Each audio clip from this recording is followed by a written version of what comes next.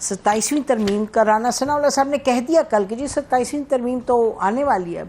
تو یہ کوئی وزیر جوکنگ اور وزیر سیریس؟ دیکھیں نسیم، سیدھی سی بات یہ ہے کہ اب 27ویں ترمیم کا ایم کیو ایم بھی ذکر کر رہی ہے، اور ایم کیو ایم بڑی آپٹیمسٹک ہے کہ 27ویں ترمیم پہ کمٹمنٹ مسلم لیگ نون، جب یہ 26ویں ترمیم کی گفتگو ہو رہی تھی اور میری پچھلے دنوں مصطفیٰ کمال صاحب سے بھی بات ہو رہی تھی، تو وہ بھی یہی کہہ رہے تھے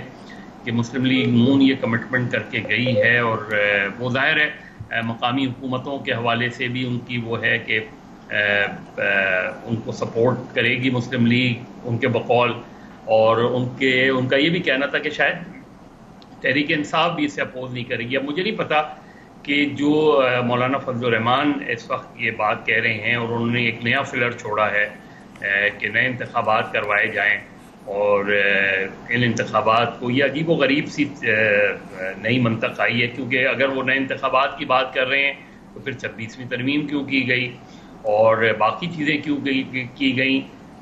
تو پہلے تو آپ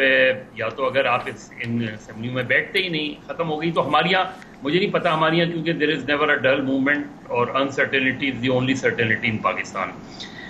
تو 27ویں ترمیم پہ آخر میں کیا ہوگا؟ لیکن مولانا فضل الرحمان کیونکہ ایک سینٹرل فگر کے طور پہ سامنے آئے 26ویں ترمیم میں، اور ان کو بڑا کریڈٹ بھی دیا جا رہا ہے اس سارے کیوس سے نکالنے کا، اور اتنی کم نشستوں کے باوجود وہ ایک سینٹرل فگر رہے، تو اس لیے شاید مولانا فضل الرحمان نے یہ ایک نئی جو بات چھیڑی ہے۔ اب دیکھتے ہیں کہ وہ بات کے 70 آگے چلتی اور 27ویں ترمیم میں ان کا کیا رول ہوتا ہے، لیکن 27ویں ترمیم بہرحال آ رہی ہے، یہی ہر طرف سے باتیں آ رہی ہیں، یہی باتیں آ رہی ہیں۔ آپ کو لگ رہا ہے، اور آپ فرما رہے ہیں کہ لوکل گورنمنٹ والا جو معاملہ ہے وہ اس میں آپ کو جنہوں نے بتایا ہے ایم کیو ایم نے، وہ کہہ رہے ہیں لوکل گورنمنٹ کا معاملہ اس میں آئے گا۔ یہ مجھے بتائیں آپ الیاس رانا صاحب، آپ 27ویں ترمیم کے بارے میں آپ نے کیا سنا ہے جی، اور آپ کا اندازہ کیا، آپ کا تجزیہ کیا ہے؟ دیکھیں میں تو خبر یہ جس دن 26ویں ہو رہی تھی اس دن کہہ رہا تھا کہ 27ویں ترمیم کا معاملہ تیار ہو چکا ہوا ہے، مجھے کوئی ابہام نہیں تھا، وزراء آپ بات کر رہے ہیں کیونکہ تیاری پہلے سے پوری ہے، چیزیں ٹیکنیکلی روک دی گئیں، مولانا فضل الرحمان نے اعتراض کیا، پیپلز پارٹی نے کچھ پہ اعتراض کیا، اور پیپلز پارٹی جس طرح اعتراض کرتی ہے اسی طرح واپس لے لیتی ہے۔ یہی مولانا فضل الرحمان صاحب کے ساتھ ہے سچویشن کہ انہوں نے کہا کہ آپ فارم 45 اور 47 کی بحث چھوڑ دیں، یہی اسمبلی آپ کو یاد ہوگا، اس کے بعد وہ جلال میں آیا اور انہوں نے کہا تہس نہس کر دیں گے اور جناب کوئی ترمیم شرمیم نہیں ہوگی، اور پھر وہ ترمیم بھی کر دی۔ 27ویں ترمیم پہ انہوں نے جب ختم نبوت کانفرنس میں ابھی 2 دن پہلے کہا تھا کہ ہم اڑا کے رکھ دیں گے، اگر ہمیں نہیں کریں گے تو یہ لوگ بیٹھے ہوئے ہیں،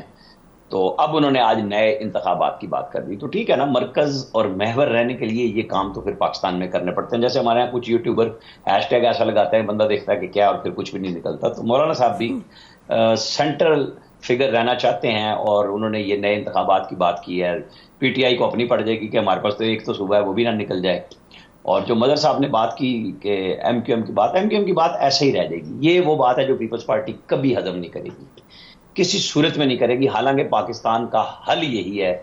آج جو بیڈ گورننس ہے کہ ضلعوں کو امپاور کیا جائے، ہر ضلع کی آمدنی طے ہو جائے، چاہے مرکز سے پیسے آ رہے ہیں چاہے صوبے سے آ رہے ہیں وہ جائیں،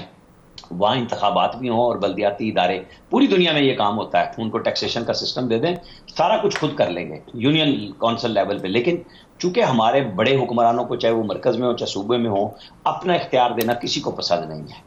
ابھی بھی پنجاب میں بلدیاتی الیکشن ہونے چاہیے، سب سے پہلے ہونے چاہیے تھے، ڈیلے ہوئے ہیں، پہلے پی ٹی آئی نے ختم کیے نون لیگ والے، اور اس کے بعد کرا کے نہیں دیے، اب گورنمنٹ سٹیبل ہو چکی ہیں تو انہیں بھی چاہیے مریم نواز کو کہ سب سے پہلے پنجاب میں بلدیاتی الیکشن کرا دیں۔ یہ ضرورت ہے عام آدمی کی کہ اس کے مسئلے اس کے دروازے پہ حل ہوں، وہ M N As M P S کے پیچھے کیوں بھاگے؟ اچھا آپ نہیں عامر، آپ اس کا بڑی تفصیل میں آپ کہہ رہے ہیں کہ یہ بڑا لازمی ہے، اور اگر ہم تھوڑا تاریخ میں جائیں تو بینظیر بھٹو صاحبہ کا جو پہلا دور تھا اس میں جو گورنر تھے اظفر صاحب، کمال اظفر صاحب، سبسیکوئنٹلی انہوں نے تو پوری رپورٹ لکھی تھی، جب انہوں نے شاید کہا تھا 32 ضلع بننے چاہیے، یہی تاکہ آپ پاور کو کریں ڈیوالو، لیکن آپ یہ فرما رہے ہیں کہ یہ 27ویں ترمیم آ نہیں رہی، یا آپ کہہ رہے ہیں کہ آ رہی ہے لیکن لوکل گورنمنٹ اس میں نہیں ہوگی؟ نہیں، میں نے کہا میں تو اس وقت سے کہہ رہا ہوں جب یہ وزیر بولنے نہیں شروع ہوئے تھے کہ 27ویں ترمیم تیار ہے، مسلسل کہہ رہا ہوں اس میں کیا ہوگا اس میں ملٹری کورٹس کا بھی آئے گا، اس میں ملٹری کورٹ کا بھی آئے گا، اور آپ کو مخصوص نشستیں بھی ملتی ہوئی نظر آئیں گی۔ مولانا فضل الرحمان کی قومی اسمبلی میں ضرورت نظر نہیں آئے گی۔ میں تو فگر کے ساتھ بات کر رہا ہوں کہ آج انہوں نے 65 ووٹ لیے ہیں سینٹ میں، 66واں یوسف رضا گیلانی کا ووٹ انہوں نے نہیں ڈلوایا۔ تو اگر مولانا فضل الرحمان کے 5 ووٹر ہیں سینٹ میں سے، تو 2 تو ان کے اب ہیں ہی نہیں، جیسے پی ٹی آئی کے 2 ووٹر نہیں ہیں ان کے، جیسے بی این پی کے 2 ووٹر ان کے نہیں ہیں، وہ جن کے ہیں وہیں سے وہ دوبارہ ووٹ ڈال دیں گے۔ لیکن جنہوں نے یہ 27ویں ترمیم کرانی ہے، ان کی خواہش ہوگی کہ مولانا فضل الرحمان اس کے اندر آئیں، دائرے میں رہیں، وہ پی ٹی آئی کی ایجیٹیشن کے لیے ایندھن نہ فراہم کریں۔ اس کے لیے وہ بالکل رکھیں گے، انہیں لوپ میں پوری تیاری کریں گے کہ کسی بھی طریقے سے ان سب کو شامل کر لیا جائے۔ ٹھیک ہے، 27ویں ترمیم پہ دیکھیں مولانا فضل الرحمان صاحب تو یہ گناتے ہیں اپنی جو اچیومنٹس ہیں، آئی تھنک وہ فیکچولی کریکٹ ہے۔ وہ کہتے ہیں جی 50 سے زیادہ ترامیم تھی، ہم اس کو 24-25 پہ لے کے آئے، جس میں کہ بہت سی یہ نکالی گئیں، تو دیٹس ون اچیومنٹ۔ دوسرا وہ انہوں نے یہ بھی بڑے کلیئر ہیں کہ جی ہم نے پی ٹی آئی کے ساتھ ایک اپنا برج بنا لیا، بات چیت ہماری ہو رہی ہے۔ اب مولانا فضل 27ویں ترمیم پہ یہ جو عامر کہہ رہے ہیں یہ بالکل ٹھیک ہے، ہم بھی یہی سن رہے ہیں کہ جی ملٹری کورٹس اور اس کے لیے، اور یہ بتایا جاتا ہے کہ جی بہت سی ترامیم تیار ہیں، جہاں ہوتی ہیں ترامیم تیار تو بہت سی تیار ہیں۔ تو آپ نے کیا سنا ان ترامیم کے بارے میں کہ یہ کیا ہو رہا ہے اور ہونے جا رہے ہیں ایٹسیٹرا؟ دیکھیں، سب سے پہلے تو یہ ہے کہ مولانا نے جس طریقے سے یہ سارے اس کے اندر نیگوسیشنز وغیرہ کی اور بہت سارے لوگوں نے ان کے کردار کی تعریف بھی کی، جس طرح آپ نے بھی ذکر کیا، لیکن ایک چیز میں کنسسٹنٹلی کہتا رہا ہوں کہ مولانا اس سسٹم کی فش ہیں۔ مولانا only thrives with in this system, کہ کوئی یہ ایکسپیکٹ نہ کرے کہ اس سسٹم سے باہر نکل کے مولانا کچھ کریں گے، اور اس ترمیم کو کر کے انہوں نے یہ بالکل واضح کر دیا۔ اور ایک طرف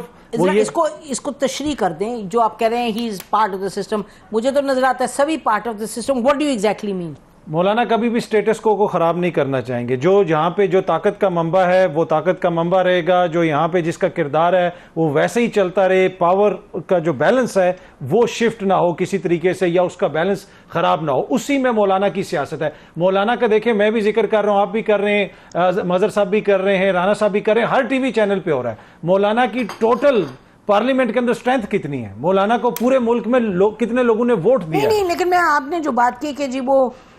اسٹیٹس کو، ایک تو آپ اگر میں تشریح کروں تو آپ یہ کہہ رہے ہیں مولانا اسٹیبلشمنٹ سے زیادہ دور نہیں جائیں گے، آپ کا مطلب یہ یا نہیں؟ اسٹیبلشمنٹ سے تو دور کی کوئی بھی دور نہیں ہے یہاں پہ، تو جس طرح بھی ہم ترمیم کی بات کر رہے ہیں تو مولانا کبھی بھی وہ نہیں چاہیں گے کہ وہ جو سسٹم ہے جس طریقے سے چلتا ہے وہ آف بیلنس ہو۔ تو اتھر کون چاہ رہا ہے of balance who? P T I بھی نہیں چاہتی آف بیلنس ہو، کوئی نہیں چاہتا، کہنے کو جو مرضی کہہ لے۔ مولانا صاحب نے نہیں کہہ دیا اگر آپ یہ کریں گے تو ہم بدماش بن جائیں گے، ہمارے سے تو کہنے کو تو سب باتیں کر رہے ہیں، لیکن پی ٹی آئی نے نہیں دیا نا جی ووٹ، پی ٹی آئی نے نہیں دیا ووٹ، اور جو ہے کچھ ججز نے بھی ریزسٹ کیا۔ تو ووٹ نہ دینے کو آپ کہہ رہے ہیں وہ سسٹم سے باہر، مطلب کہ ابھی اس کے کیا تھا، یہ تھا کہ جوڈیشری بالادست ہے، یہ ایشو تو نہیں تھا۔ ایشو یہ تھا کہ جوڈیشری جن کے ساتھ مل کے پہلے کرتی تھی ابھی ان کے تحفظات تھے، تو جوڈیشری کے ونگز کلپ کرنے، مولانا نے اس میں امپورٹنٹ کردار ادا کیا۔ اور اسی طریقے سے یہ جو 27ویں آئینی ترمیم ہے، یہ اصل میں دیکھیں یہ سٹارٹنگ پوائنٹ ہے۔ جو 26ویں آئینی ترمیم تھی یہ تو پچ تیار کی گئی ہے نا، کہ تاکہ عدالت کے پر کاٹ دی ہیں، اب جو بھی آئینی ترمیم ہوگی عدالت کے اندر وہ اس طریقے سے چیلنج نہیں ہو سکے گی، وہ اب پر کٹ گئے ہیں، ابھی کچھ پتہ نہیں ہے کہ کیا ہوگا۔ نہیں، میرے خیال میں اس سے زیادہ اب اور کیا ہونا ہے کہ اب چیف جسٹس کی تعیناتی بھی وہ کمیٹی بیٹھ کے کرے گی، جس کمیٹی کے اندر وہ ان لوگوں کے نام بھی ڈالے گے جن کے اوپر دہشت گردی کے مقدمے ہیں، مثلاً حامد رضا صاحب، مثلاً بیرسٹر گور صاحب، جن کو حکومت میں ناتی رہی کہ آؤ نیا چیف جسٹس تعینات کریں، اور اکتوبر کے مہینے پہ ہی بیرسٹر گور کے اوپر دہشت گردی کا مقدمہ قائم کیا گیا، صاحبزادہ حامد رضا پہ دہشت گردی کے مقدمے ہیں، فاروق ایچ نائک ہر عدالت میں ملک کی پیش ہو کے زرداری صاحب کے چاہے کرپشن کے کیسز ہوں یا کوئی اور معاملات ہوں ادھر وہ انصاف مانگتے ہیں، پر وہی فاروق ایچ نائک ملک کا چیف جسٹس بھی تعینات کر رہا ہے۔ باقی جو اس میں موزز شخصیات ہیں، چاہے وہ اعظم نذیر تارڑ صاحب ہو جائیں، دیگر ہو جائیں، یہ وہ لوگ ہیں جو آپ کو اکثر عدالتوں میں نظر آتے ہیں اور انصاف مانگ رہے ہوتے ہیں۔ کیا یہ انصاف کا تقاضا ہے کہ یہی شخصیات بیٹھ کے، چاہے اس میں پی ٹی آئی والے بھی ہیں جو، اگر وہ بھی اس میں بیٹھتے کہ جن کے اوپر خود دہشت گردی کے مقدمے وہ ملک کا نیا چیف جسٹس لگا دیں، تو اس میں بہت سارے مسائل ہیں۔ میں عرض یہ کر رہا تھا کہ 27ویں آئینی ترمیم لانے کی ہر ممکن کوشش ہوگی، اور اصل چیزیں اسی کے اندر ہوں گی جس میں ان کی سیاست، دیکھیں ابھی تک جو ہے سیاستدانوں کو کیا ملا اس میں سے، کچھ زیادہ تو انہوں نے اچیو نہیں کیا، بس یہ ضرور ملا ہے، جیسے دیکھیں نا جیسے آرمی چیف کی اپوائنٹمنٹ میں وہ ایک پوری لسٹ ہوتی ہے, وہ 3-4 تو ان کو جو پی ایم صاحب ہیں وہ ڈیسائیڈ کرتے ہیں کہ کون بنے گا کون. اس طرح سے ان کو بہت دیکھیں مجھے تو لگتا ہے ایک لیول پہ میں جاتی ہوں باقی گیس کے پاس بھی, ایک لیول پہ تو ججز کو اگر آپ کہہ رہے ہیں کہ ان کی کمپٹنس پہ بھی رپورٹ آئے گی, یہ بھی ہوگا, تو کیا کوئی بیوروکریٹس ہیں ججز؟ Those are also big questions, appointment وغیرہ.